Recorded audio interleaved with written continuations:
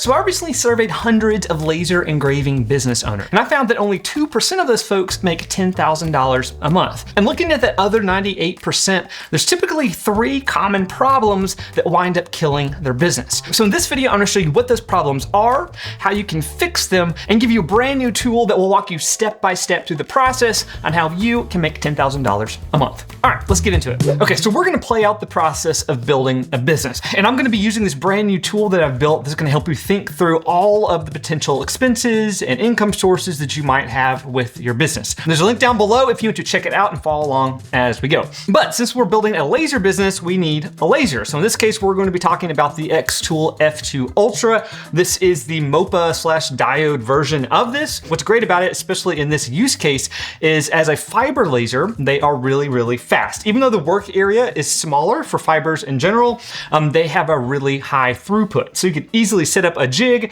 and then knock out a ton of these like metal business cards, which actually is going to be the very first product that we do. And if you want my like full review of this machine compared to the original xTool F1, there's a link right up there. So jumping into our tool, the very first thing that we need to do is set an overall goal.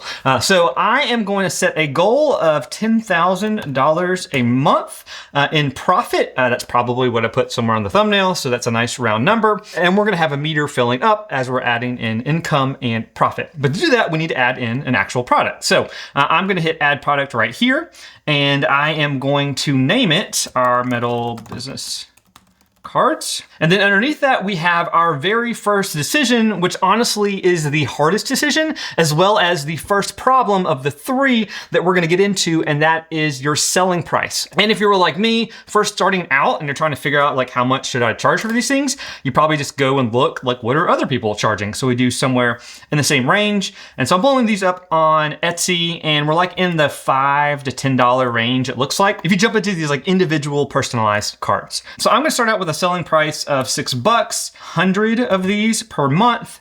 And then we can see right now we have a profit per unit of $6 or $600 per month. And you can kind of see how this flows through the rest of the calculator all the way up here to the top. But we need to put in our expenses. I'm gonna have these broken down into several different categories. First is going to be our material cost. So really you only have like one material cost with this. And so I'm gonna go in and add in our metal card. And we're gonna say those are like 10 cents, and that flows up to our profit. But you can also like buy these in bulk. And since we're talking about xTool, I'm just gonna pull up what they sell these cards for. So it looks like 300 pieces for $30. So if you don't wanna do that math, what you can do is actually go in and add your batch material.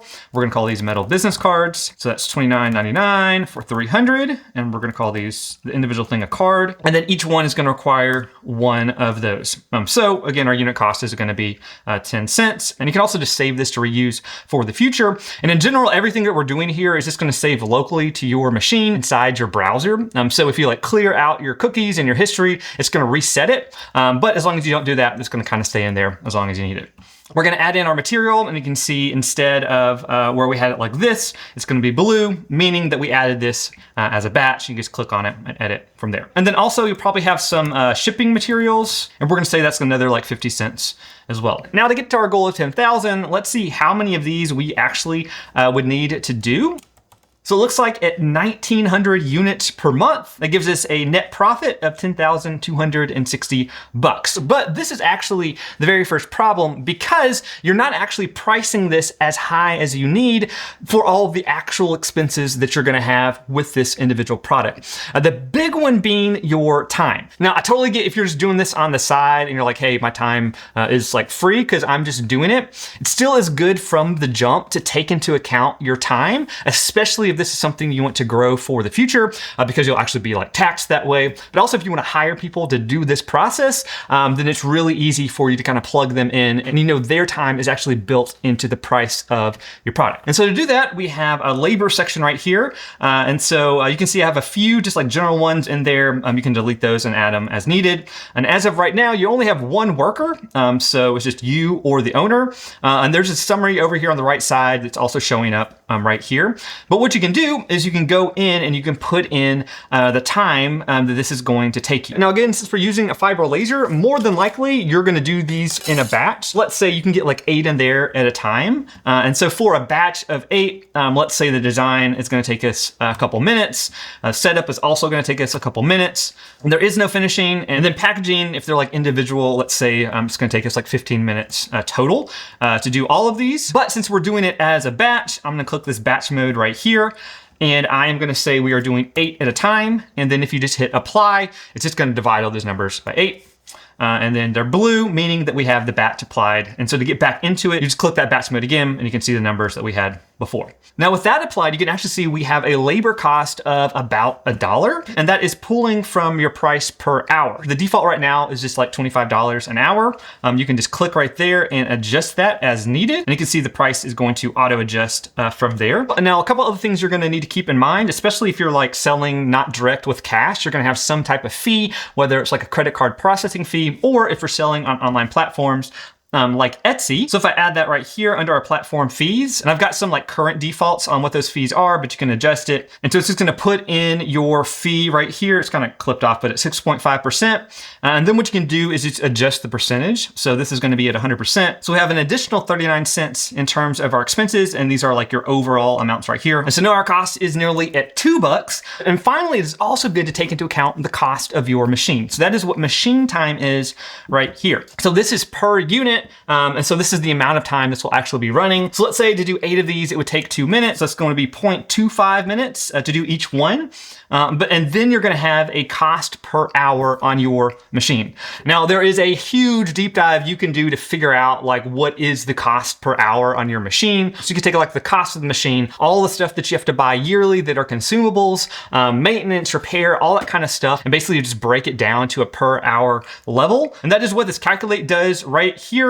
There's a few things already you can drop in there, but basically at the end, it's going to spit out a dollar per hour. So in this case, we are going to do 0.64 cents per hour, which as of right now is less than a penny. But when you multiply it out, there's a cost in there. So with those additional costs, we actually need to make more units per month to hit our 10,000 goal. So we were at 1,900 before. Now we have to go to like 2,500 a month in order to hit our goal. Now you might have some like additional costs in there as well.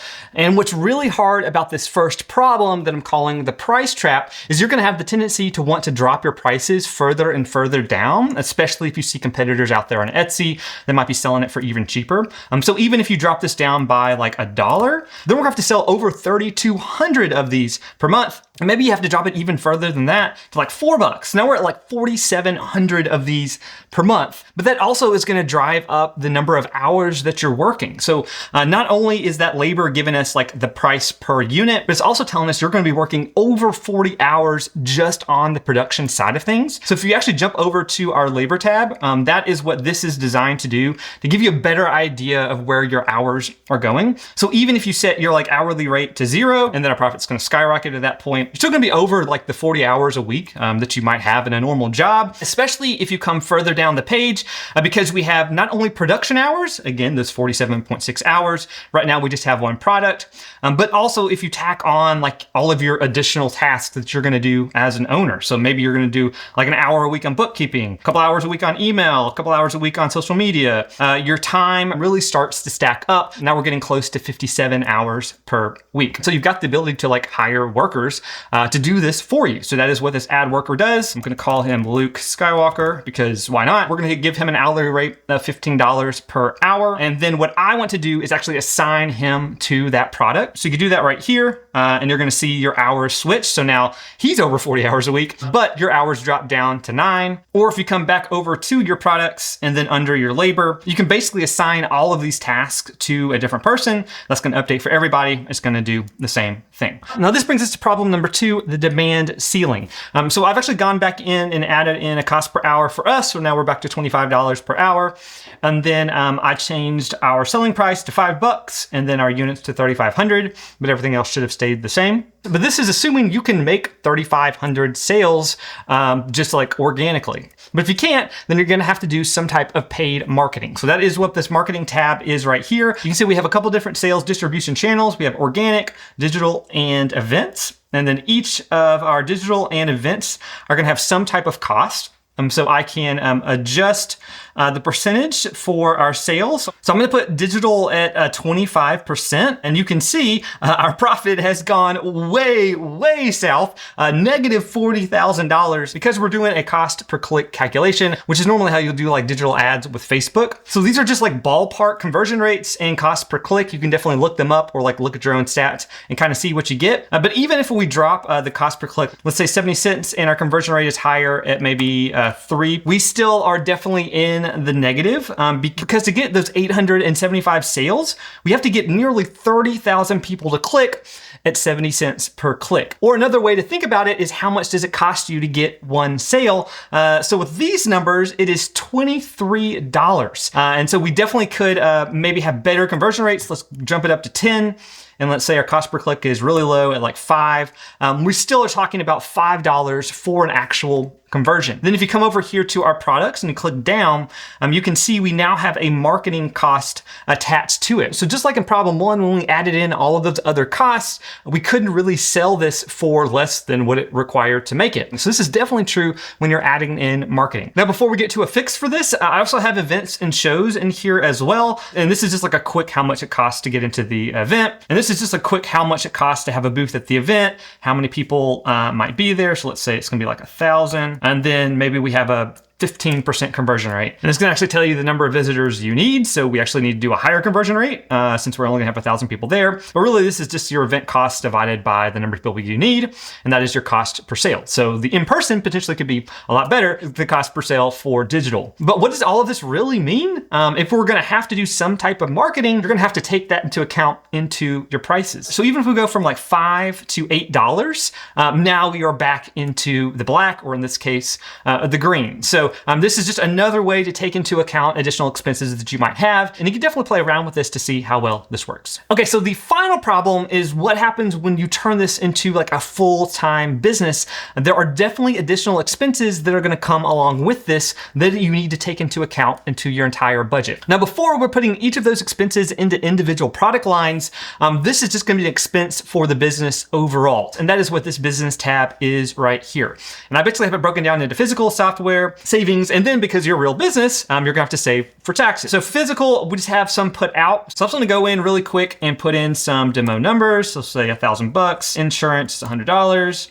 Then we have like social media marketing software we're using as well. And then maybe we wanna have some type of savings or a fund for future equipment purchases. So let's say we wanna save 4% of our top line revenue. And then we definitely need to take into account taxes. Now, I am definitely no tax expert whatsoever. So take all of these numbers with a grain of salt. But for now, let's just take a general, like 25% of your profits are going to be taxed. So I'm just gonna type in 25% for just self-employment, even though that's different. And you can see everything rolls down. Now, coming down to the bottom, we have full business expenses of $6,000 per month. And again, if we want to get to that 10,000 goal, as of right now, the only thing we really can do is sell more. But again, there's going to be costs associated with that on marketing as well as your time, or you're going to have to raise your price. So let's jump this up to $10. Now we are at over $10,000. And at the very end is just like a full accounting P&L. And then after taxes and everything, we drop down here to $10,000 or $130,000 a year. But all of that brings us back to the core problem of how are we going to sell 3,500 of these at $10 a pop? And to answer that, maybe this type of product isn't what you need to sell. There's some better options. First off, we are just gonna kill the metal business product line for right now. What if we sold an item that is a lot more expensive? And so I've talked about these laser engraved coins before. I've done like tutorials on how to do them. These actually take a really long time on the machine, like 30 minutes to an hour. So having higher wattages makes that easier, but you can definitely custom engrave these in like the standard non-3D way that go a lot faster. And the things that I've seen work really well for people is instead of jumping into a really crowded market, which is just like anything online, is actually focusing on local sales. So while there are a lot of people that are running laser businesses and selling on Etsy, there may not be that many people running laser businesses and selling in your city. Another great part about that as well is you can make it really unique to wherever you live. So in my case, I live in Athens, Georgia, which is where the University of Georgia is. So I could totally see making a whole line of like University of Georgia themed things, not using the logo so I don't get sued. or just making it super unique and having people send pictures of themselves, their kids, their dogs, all different types of stuff to make it really unique to them. So to kind of show that, let's say we're gonna do one of these coins and we're gonna sell it for like 25 bucks. Brass is gonna cost us 50 cents. And then I've quickly gone in and dropped in some machine times and some labor times. So now our profit per unit is going up way higher. So we're at 21 bucks. And we're gonna take all of our marketing and just have it organic. So let's say we're gonna do all of this word of mouth. And then even with all of our business expenses in there, so that like $6,700 per month, instead of selling like 3,500 of these, we are selling 850 at $25. And you really can take that even further to where maybe you're using a laser to like customize some like brass inlays that are then going into cutting boards. So like a super high-end product that you could sell local because it's highly custom and really unique for like 250 bucks. Let's say we've got like 15 bucks in materials, and then even adding in more material costs and machine costs and labor costs, our profit has gone from 20 bucks all the way up to like 200 bucks. So now we're only talking 90 versus hundreds, or in the first case, thousands. And I totally get this is ideal and there's still a ton of work that you have to do this local. The whole point of this tool is to take into account a bunch of real expenses that you're gonna have and let you quickly run different scenarios and different types of pricing or different types of products to let you get an idea if this is even worth trying to sell to begin with. Now, a couple other things is you can totally add in other products as well, because you probably won't just be limited to a single product line. So I'm gonna add in another product. All of these things, our customers have mainly been individual, so you're selling directly just to a normal person. I've seen a lot of people having more success selling to businesses, and then especially if your business is local. I've heard of several businesses selling those like custom cutting boards instead of to a person, cutting it to a restaurant. Maybe that's a smaller breadboard that they're sending to their customers, but then that's like a bulk order. So let's say we're doing business breadboards. So we're gonna sell these for cheaper. So let's say there's at 20 bucks. So our profit margins are coming way back down from that big $200 from earlier, but it's gonna be in bulk. So you're gonna be able to bat a ton of these out. So maybe you're able to do like a couple hundred between several businesses for $25. And you can tack that on to your overall margins. And then when you add in your products, just like before, you're gonna be able to see them showing up individually. So you can kind of get an idea by product line, what your profit is. And then also if you just want to adjust this really quick, if you're on another tab, you can just click the units, hit in 100, and hit done, and you can adjust that really fast. Same goes with your labor. Now, I just put together this tool. I would love to know your thoughts about it in the comments below, especially if there are like additional features you'd love to see, just to make your overall planning or business dreaming process a little bit easier. All right, until next time, go make or break something in your shop. See you guys.